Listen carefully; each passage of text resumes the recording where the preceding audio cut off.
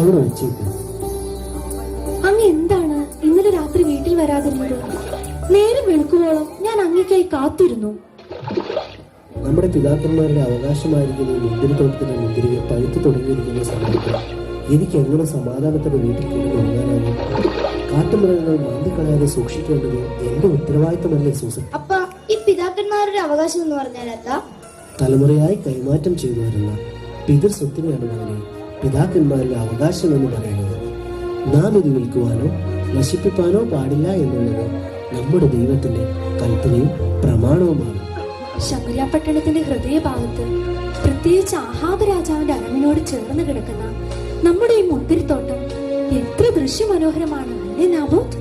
സുസന, പഴുത്തു തുടങ്ങിയ മനോഹരമായ മുന്തിരി കുലകളല്ല പിതാക്കന്മാരുടെ മണ്ണിന്മേൽ തന്നെ ചില കഴിവുകൾ കണ്ണുകൾ ദൃഷ്ടി പതിപ്പിച്ചു കഴിഞ്ഞു. അങ്ങ് എന്താണ് ഈ പറയുന്നത്? ഇസ്രായേൽ രാജാവായിരിക്കുന്ന ആഹാബിന് ഞാൻ ഈ തോട്ടം വിൽക്കണമെന്ന് നല്ല വിലയിൽ രാജാവ് വാഗ്ദാനം ചെയ്തിരിക്കുന്നു. നാബോത്ത്, എന്റെ കൈകാലുകൾ വിറയ്ക്കുന്നു. നമ്മൾ ഇനി എന്തു ചെയ്യും? ഈ ഇസ്രായേലിൽ ധാരാളം മുന്തിരിത്തോട്ടങ്ങളും ഒലിവ് തോട്ടങ്ങളും രാജാവിന് സ്വന്തമായി ഉള്ളപ്പോൾ രാജാവിന് എന്തിനാണ് നമ്മുടെ ഈ കൊച്ചു മുന്തിരിത്തോട്ടം? രാജാവിന് ചീരകൃഷി ഇറക്കുവാൻ തന്റെ അരമനയോട് ചേർന്നിരിക്കുന്ന നമ്മുടെ ഈ മുന്തിരിത്തോട്ടം തന്നെ വേണമെന്ന്.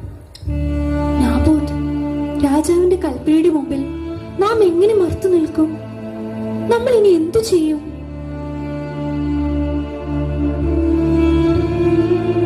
ഈ മുന്തിരിക്കുലകളും വള്ളിത്തലകളും ഈ കാലം അത്രയുമുള്ള അധ്വാനമോ ഒന്നും ഞാൻ ഗണ്യമാക്കുന്നില്ല. ഈ മണ്ണ് ഇതെന്റെ പിതാക്കന്മാരുടെ അവകാശമാണ്. ഇത് വിൽക്കുവാൻ എന്റെ ദൈവത്തിന്റെ പ്രമാണം എന്നെ അനുവദിക്കുന്നില്ല. അങ്ങ് പറഞ്ഞത് ശരി തന്നെ. ഈ മണ്ണ് നമ്മൾ വിലയ്ക്ക് വാങ്ങി സ്വന്തമാക്കിയതായിരുന്നെങ്കിൽ ഇത് രാജാവിന് നിറഞ്ഞ മനസ്സോട് കൊടുക്കാമായിരുന്നു. പക്ഷേ ഇതങ്ങനെയല്ലല്ലോ. നാബോത്ത്, ആഹാബ് രാജാവ് ഒരു ഇസ്രായേലിനായിരുന്നിട്ടും ഇസ്രായേലിന്റെ ദൈവത്തെ മറന്നു കളയുന്നുവല്ലോ. സൂസന്ന, ആഹാബ് രാജാവിന്റെ ഭാര്യയായിരിക്കുന്ന ഇസബേലാണ് രാജാവിനെ വഴിതെറ്റിക്കുന്നത്. ഇസ്രായേലിന്റെ ദൈവമായിരിക്കുന്ന യഹോവയെയും യഹോവയുടെ പ്രവാചകന്മാരെയും ഇസബേലിന് അറുപ്പും വെറുപ്പുമാണ്. ദുഷ്ടതയുടെ പര്യായമാണ് ഇസബേൽ. നാബോത്ത്, ഇസ്രായേലിന്റെ ദൈവം എന്നും നീതിമാന്മാരുടെ പക്ഷത്താണ്. അതുകൊണ്ട് നമ്മൾ ഒന്നുകൊണ്ടും ഭയപ്പെടേണ്ട. അപ്പ വാ, നമുക്കിനി ആഹാരം കഴിക്കാം. ശരി മകനെ, നമുക്ക് ഈ ആഹാരം നമ്മുടെ ഭവനത്തിൽ പോയി കഴിക്കാം. വാ.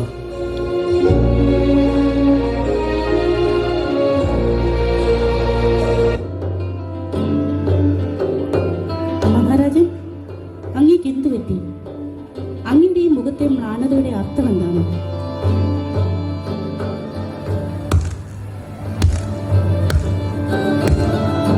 ഇസബേൽ, നമ്മുടെ ശയനഗ്രഹത്തിന്റെ കിളിവാതിലൂടെ നോക്കുമ്പോൾ കാണുന്ന ആ കാഴ്ച എന്താണ്? അത് ആ ഇസ്രായേലിനായ നാബോത്തിന്റെ മുന്തിരിത്തോട്ടം. നമ്മുടെ അരമനയോട് ചേർന്നിരിക്കുന്ന ആ തോട്ടം, അത് നമ്മെ വല്ലാതെ മോഹിപ്പിക്കുകയും അസ്വസ്ഥനാക്കുകയും ചെയ്യുന്നു. ആ മണ്ണിൽ നമുക്ക് നല്ലൊരു ചീരത്തോട്ടം നിർമ്മിക്കണം. മഹാരാജൻ, അങ്ങ് ഇസ്രായേലിന്റെ രാജാവ് തന്നെ. ഇത്ര നിസ്സാര കാര്യത്തിനാണോ അങ്ങ് ആകുലനാകുന്നത്? ഈ ഇസ്രായേലിൽ അങ്ങേക്ക് സ്വന്തമാക്കാൻ കഴിയാത്തതായി എന്തുള്ളൂ? ആകുലതയല്ല ഇസബേൽ, യഹോവയുടെ കൽപ്പന ലംഘിച്ച് എന്റെ പിതാക്കന്മാരുടെ അവകാശം ഞാൻ വിൽക്കയില്ല എന്ന് എന്റെ മുഖത്ത് നോക്കി അവൻ പറഞ്ഞ വാക്കുകൾ എന്നിൽ അമർഷമാണ് നിറച്ചിരിക്കുന്നത്. എന്ത്? ആ പരീക്ഷയ്ക്ക് ഇത്ര ധിക്കാരമോ? അവന്റെ ഒരു യഹോവ എന്റെ ബാൽദേവനോട് വരുമോ ഇസ്രായേലിന്റെ യഹോവ? മഹാരാജൻ, ഞാൻ സീതൂന്യ രാജാവായിരിക്കുന്ന ഏത്ബാലിന്റെ മകളായിരിക്കുന്ന ഇസബേലെങ്കിൽ ഞാൻ സേവിക്കുന്ന ബാൽദേവന്റെ നാമത്തിൽ സത്യം ചെയ്തു പറയുന്നു, ആ ഇസ്രായേൽ പരീക്ഷയായ നാബോത്തിന്റെ മുന്തിരിത്തോട്ടം ഞാൻ അങ്ങേക്ക് തന്നിരിക്കും. അതിന് ഇസബേലിന്റെ ഒരു എഴുത്തും അങ്ങയുടെ ഒരു മുദ്രയും മാത്രം മതി. നിന്റെ ഇഷ്ടം പോലെ ചെയ്യുക.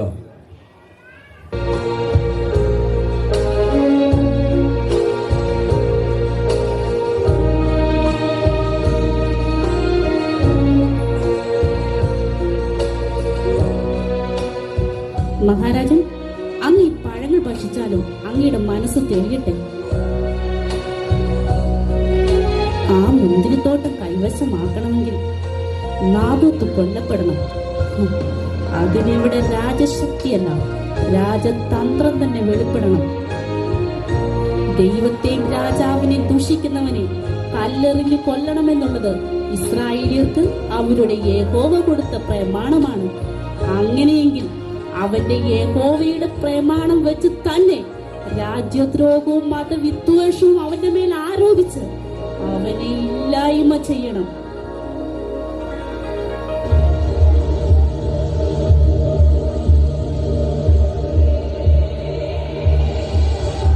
ശമരിയ പട്ടണത്തിൽ പാർക്കുന്ന മൂപ്പന്മാർക്കും പ്രധാനികൾക്കും ഒമ്രിയുടെ മകനായിരിക്കുന്ന ഇസ്രായേൽ രാജാവായിരിക്കുന്ന ആഹാവ് ഇപ്രകാരം കൽപ്പിക്കുന്നു: പട്ടണത്തിലെങ്ങും ഒരു ഉപവാസം പ്രസിദ്ധമാക്കുക. 2 നീചന്മാരായ ആളുകൾ അവനെതിരായി നിന്ന് ഇവൻ രാജാവിനെയും ദൈവത്തെയും ദുഷിച്ചുവെന്ന് കള്ളക്കുറ്റം ചുമത്തി ഇസ്രായേലിയുടെ ന്യായപ്രമാണം അനുസരിച്ച് സഭ അവനെ കല്ലെറിഞ്ഞ് കൊന്നുകളയുക. ഇത് ആഹാവ് രാജാവിന്റെ എഴുത്തിന്റെ പകർപ്പ്. ഇസ്രായേലിൽ യഹോവ ഭക്തന്മാർ നശിക്കുകയും എന്റെ ബാൽദേവിന്റെ ഭക്തന്മാർ എഴുന്നേൽക്കുകയും ചെയ്യട്ടെ.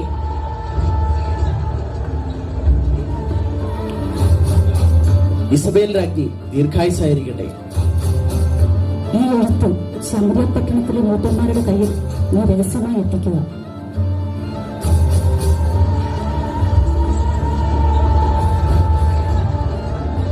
സുസന, ഒരു സന്തോഷ വാർത്തയുണ്ട്. ആഹാബ് രാജാവ് പട്ടണത്തിലെങ്ങും ഒരു ഉപവാസം പ്രസിദ്ധമാക്കിയിരിക്കുന്നു. ശമരിയ പട്ടണത്തിലെ മൂപ്പന്മാർ പ്രധാന അതിഥിയായി എന്നെയാണ് ക്ഷണിച്ചിരിക്കുന്നത്. സുസന്ന, നീ എന്താ ആലോചിക്കുന്നത്? ഇത്ര പെട്ടെന്ന് ഒരു ഉപവാസം പ്രസിദ്ധമാക്കാനുള്ള കാരണം എന്താണ്? അതും അങ്ങേ ഒരു പ്രധാന അതിഥിയായി ക്ഷണിച്ചുകൊണ്ട്. ഇതിലെന്തെങ്കിലും ചതി ഉണ്ടാവോ? ഇല്ലായിരിക്കും, അല്ലേ? ഇസബേലിന്റെ ദൈവമായിരിക്കുന്ന ബാൽ വെറും ഒരു സങ്കല്പം മാത്രമാണെന്ന് രാജാവിന് ബോധ്യപ്പെട്ടിട്ടുണ്ടാകണം. ഇസ്രായേലിന്റെ ദൈവമായിരിക്കുന്ന യഹോവയുടെ ശക്തി രാജാവ് പലവട്ടം തിരിച്ചറിഞ്ഞിട്ടുള്ളതല്ലേ? നാബോത്ത്, നമ്മുടെ യഹോവ വലിയവനാണ്. ഭൂമിയും സമുദ്രവും പർവ്വതങ്ങളും മനുഷ്യരും എല്ലാം യഹോവയ്ക്ക് മാത്രമുള്ളതാണ്. നമ്മുടെ പിതാക്കന്മാരോടും നമ്മോടും അവിടുന്ന് ചെയ്തിരിക്കുന്ന അത്ഭുത പ്രവൃത്തികൾ വർണ്ണനാതീതമാണ്. അതേ സുസന്ന, നിന്റെ ഈ വാക്കുകൾ അതെനിക്ക് നൽകുന്ന ഊർജം ചെറുതല്ല. പക്ഷേ നിന്റെ ഈ നിറഞ്ഞ കണ്ണുകളുടെ അർത്ഥം എന്താണ്? അതെനിക്ക് അറിയില്ല. യഹോവയുടെ സന്നിധിയിൽ ആത്മതപനത്തിനായി പോകുമ്പോൾ കരയുകയാണോ, സന്തോഷിക്കുകയല്ലേ വേണ്ടത്? ആത്മതപനത്തിന് മുമ്പ് മനസ്സും ശരീരവും ഒന്ന് ശുദ്ധമാക്കേണ്ടതുണ്ട്.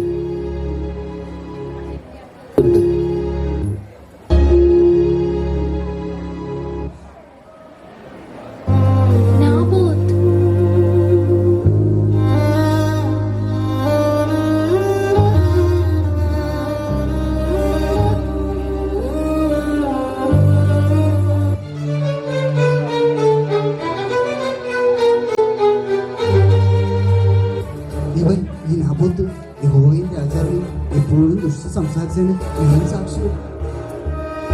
ഇസ്രായേലിന്റെ ദൈവത്തെയും ഇസ്രായേലിന്റെ രാജാവിനെയും ദുഷിച്ചു പറഞ്ഞ എന്ന കാരണത്താൽ നാബോത്തിനെ കല്ലെറിയുക, കല്ലെറിയുക, കല്ലെറിയുക. ഇതെന്തൊരു അനീതിയാണ്! ഞാൻ രാജാവിനെയോ ദൈവത്തെയോ ദുഷിച്ചിട്ടില്ല. എന്നെ ഒന്നും ചെയ്യരുത്, എന്നെ കൊല്ലരുത്. എന്റെ ഇസ്രായേലിന്റെ യഹോവേ, അയ്യോ, അയ്യോ, അയ്യോ, അയ്യോ, അയ്യോ,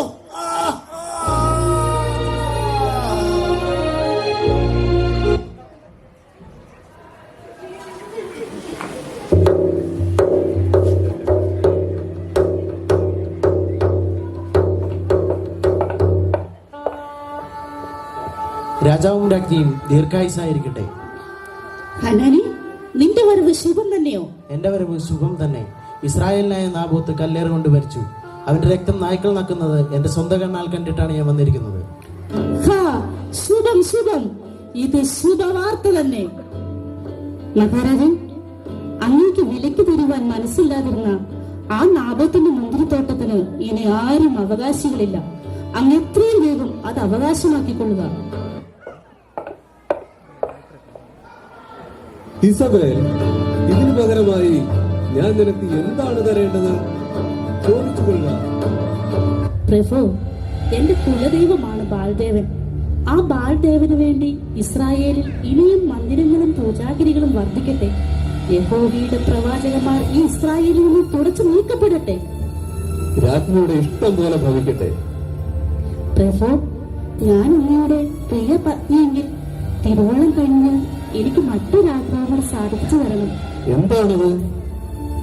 എന്റെ ഉള്ളിൽ തിളച്ചു മറിയുന്ന പ്രതികാര ചിന്തയ്ക്ക് ശമനം വരണമെങ്കിൽ യഹോവയുടെ പ്രവാചകനായ ആ ഏലിയാവിന്റെ തല ഉടലിൽ നിന്നും വേർപെട്ട് കിടക്കുന്നത് എനിക്ക് കാണണം.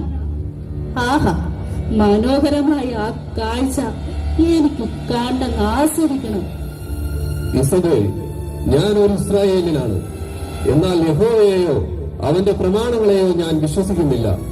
അതുകൊണ്ട് നിനക്ക് ഇഷ്ടമുള്ളത് നീ ഇസ്രായേലിനോട് പ്രവർത്തിച്ചുകൊള്ളുക. മഹാരാജൻ, ഈ വാക്കുകൾ എന്നെ കുറച്ചൊന്നുമല്ല സന്തോഷിപ്പിക്കുന്നത്. അങ്ങേക്ക് സർവ്വ ഐശ്വര്യങ്ങളും വന്നു ഭവിക്കട്ടെ. പ്രഭു, പൂജയ്ക്കുള്ള സമയമായി. എന്നെ പോകാൻ അനുവദിച്ചാലും.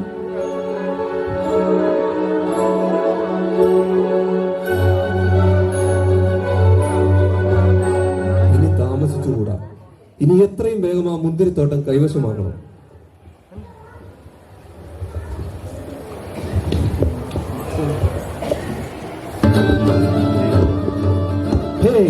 ഇസ്രായേൽ രാജാവായിരിക്കുന്ന ആഹാബേ, യഹോവ നിന്നോട് ഇപ്രകാരം ചോദിക്കുന്നു: യഹോവയുടെ നീതിമാനായിരുന്ന നാബോത്തിനെ നീ കൊല്ലുകയും അവന്റെ മുന്തിരിത്തോട്ടം നീ കൈവശമാക്കുകയും ചെയ്തുവോ? എന്റെ ശത്രുവായ യഹോവയുടെ പ്രവാചകനായ ഏലിയാവേ, നീ എന്നെ കണ്ടെത്തിയോ? അതെ, കണ്ടെത്തി. യഹോവയുടെ പ്രവാചക, എന്റെ മുന്നിൽ നിന്ന് കടന്നു പോകൂ. ഇല്ല എങ്കിൽ എന്റെ വാൾ നിനക്ക് അനർത്ഥം വരുത്തുമെന്ന് ഓർത്തുകൊള്ളുക. നിന്റെ വാളല്ല, യഹോവയുടെ വാളിതാ നിന്റെയും നിന്റെ സന്തതിയുടെ പേരും വീഴാൻ പോകുന്നു. യഹോവയുടെ നീതിമാനായിരിക്കുന്ന നാബോത്തിന് വേണ്ടി ഇതാ യഹോവ നിന്നോട് പ്രതികാരം ചെയ്യും. ഓ, ഈ വാക്കുകൾ എന്നെ അസഹ്യപ്പെടുത്തുന്നു. ഇസ്രായേൽ രാജാവേ, എവിടെ നാബോത്തിന്റെ രക്തം നായ്ക്കൾ നക്കിയോ അവിടെ നിന്റെ രക്തവും നിന്റെ മക്കളുടെ രക്തവും നായ്ക്കൾ നക്കും. ഇസ്രായേൽ രാജാവേ, യഹോവയ്ക്ക് അനിഷ്ടമായത് ചെയ്യാൻ നീ എന്തിന് നിന്നെ തന്നെ വിറ്റുകളഞ്ഞു? ഇത് യഹോവയുടെ ശബ്ദം തന്നെ. ഈ ശബ്ദം എന്റെ അസ്ഥികളെ തകർക്കുന്നു. നീ ഇതുകൂടി കേട്ടുകൊള്ളുക. നിന്റെ സന്തതിയിൽ ഒന്നിനെപ്പോലും ശേഷിപ്പിക്കാതെ നിർമൂലമാക്കും.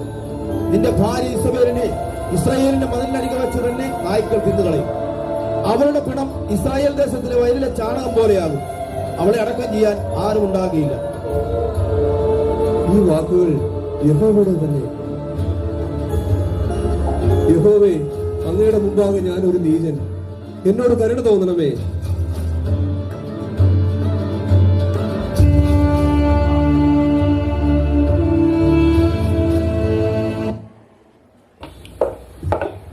ഇസബേൽ രാജ്ഞി ദീർഘായുസായിരിക്കട്ടെ. നിന്റെ വരവ് ശുഭം തന്നെയല്ലേ? അടിയനോട് ക്ഷമിക്കണം. അടിയൻ പറയാൻ പോകുന്നത് ഒരു ശുഭവാർത്തയല്ല. അവിടുത്തെ മകനായ ഏരോം രാജകുമാരനെതിരെ കുമാരന്റെ പടനായകനായ യേഹു കൂട്ടുകെട്ടുണ്ടാക്കിയ വിവരം അവിടുന്ന് അറിഞ്ഞു കാണുമല്ലോ. അറിഞ്ഞു. എന്റെ മകന്റെ കൈകൊണ്ട് മരിക്കാനാണ് അവന്റെ വിധി. അവിടുന്ന് ക്ഷമിക്കുക. യേഹുവുമായുള്ള ഏറ്റുമുട്ടലിൽ രാജകുമാരൻ കൊല്ലപ്പെട്ടു. കുമാരന്റെ ശരീരം യേഹു ഇസ്രായേലിനായ നാബോത്തിന്റെ നിലത്തിലേക്ക് വലിച്ചെറിഞ്ഞു. ഞാൻ ഈ കേൾക്കുന്ന വാർത്ത സത്യമോ? എന്റെ ഭർത്താവും എന്റെ മക്കളും ഓരോന്നായി എനിക്ക് നഷ്ടപ്പെട്ടു. ഹേ ബാലദേവ, നീ എന്നെ ചതിക്കുകയാണോ? എന്റെ ബാല്യം മുതൽ നിന്നെ ഞാൻ സേവിച്ചിട്ടും. രാജ്ഞി വീണ്ടും എന്നോട് ക്ഷമിക്കണം. അവിടുന്ന് കൊന്നുകളഞ്ഞ നാബോത്തിന്റെ രക്തം നായ്ക്കൾ നക്കിയ അതേ സ്ഥാനത്ത് രാജകുമാരന്റെ രക്തം നായ്ക്കൾ നക്കുന്നത് എന്റെ സ്വന്തം കണ്ണാൽ കാണേണ്ടി വന്നു. ഈ അശുഭ വാർത്ത എന്റെ മുന്നിലെത്തിക്കുവാൻ നിനക്ക് എങ്ങനെ ധൈര്യം വന്നു?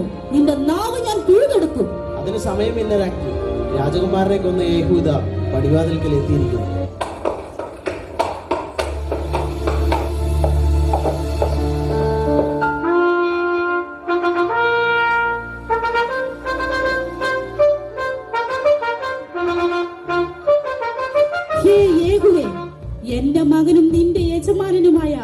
യോരാം രാജകുമാരനെ കൊന്ന യേഹൂവിന് സമാധാനമോ? ഇസബേൽ, നിന്റെ പരസംഗവും ക്ഷുദ്രവും അധികമായിരിക്കുന്നിടത്തോളം എനിക്കെന്ത് സമാധാനം? നീതിമാനായിരിക്കുന്ന നാബോത്തിനെ കൊല്ലുകയും ഇസ്രായേലിനെ കൊണ്ട് പാപം ചെയ്യിക്കുകയും ചെയ്ത നിന്നോട് ഇസ്രായേലിന്റെ ദൈവമായ യഹോവ പ്രതികാരം ചെയ്തിരിക്കുന്നു. മരണത്തിന്റെ വാതിൽ ഇതാ യഹോവ നിനക്കായി തുറന്നിട്ടിരിക്കുന്നു. ഈ കടക്കു മുമ്പ് നീ ഒന്നുകൂടെ കേട്ടുകൊള്ളുക. ഇസ്രായേലിന്റെ യഹോവ തന്നെ സത്യദൈവം. നിന്നെ സൃഷ്ടിച്ചവനും മെനഞ്ഞവനും അവൻ തന്നെ. ഇവിടെ എന്റെ പക്ഷക്കാരുള്ളൂ. ഇസബേലിന്റെ വിശ്വസ്തന്മാരിൽ ഷണ്ഡനായ ഹനാനി, അവിടെ തള്ളി താഴെയിടൂ.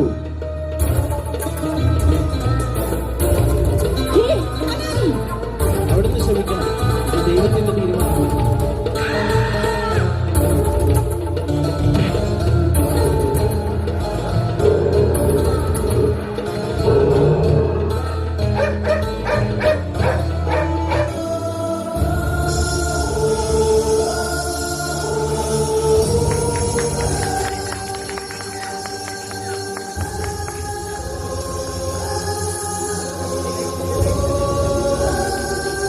ഈ ശപിക്കപ്പെട്ടവൾ രാജകുമാരിയല്ലേ, ഇവിടെ കൊണ്ടുപോയി അടക്കം ചെയ്യും.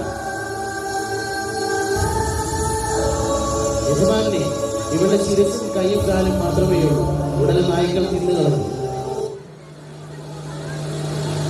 എന്റെ ദൈവമായ യഹോവേ, യഹോവയുടെ പ്രവാചകന്മാരെയും ഭക്തന്മാരെയും വാൾ കൊണ്ട് കൊല്ലുകയും യഹോവയുടെ നാമം ഇസ്രായേലിൽ നിന്ന് തുടച്ചു നീക്കാൻ ശ്രമിക്കുകയും ചെയ്ത ഇസ്രായേലിനോട് യഹോവ പ്രതികാരം ചെയ്തുവല്ലോ.